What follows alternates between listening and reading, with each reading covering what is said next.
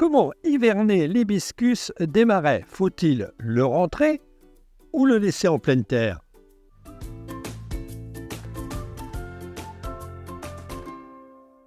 Alors, ces hibiscus ont été plantés dans un talus plutôt assez filtrant, avec du compost, du terreau, un petit peu de sable au fond. Alors vous allez me dire, oui, mais on l'appelle hibiscus des marais, donc il se plaît les pieds dans l'eau. Eh bien, contrairement à ce qu'on pourrait croire, cet hibiscus pousse très très bien dans un endroit pas tout à fait sec, mais légèrement humide. Et maintenant, ça fait sa 3e année de floraison. L'an passé, il avait doublé de volume.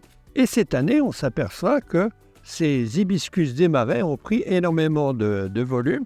Ces fleurs, comme des assiettes, sont devenues assez énormes. J'ai du rouge, du rose, des bicolores. Un arbuste qui a commencé à fleurir début juillet. Nous sommes au mois d'octobre, quasiment à la fin du mois d'octobre, et il reste encore quelques fleurs. Seulement, il y a eu quelques petites gelées et on voit que le feuillage commence à jaunir. Pour conserver ces hibiscus des marais d'une année sur l'autre, faut-il les rentrer, les mettre en pot ou les laisser en pleine terre? Vu la quantité, il est impossible de les rentrer. Eh bien, figurez-vous que ça fait maintenant 3 ans qu'ils sont plantés ici, dans ce massif. Ils n'ont jamais été épaillés et tous les ans, ils repartent sur la souche.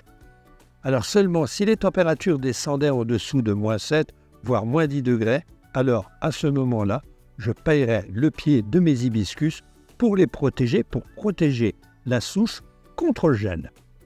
Si l'hibiscus des marais est résistant au gel, c'est grâce à ces tiges qui disparaissent en automne pour réapparaître au printemps.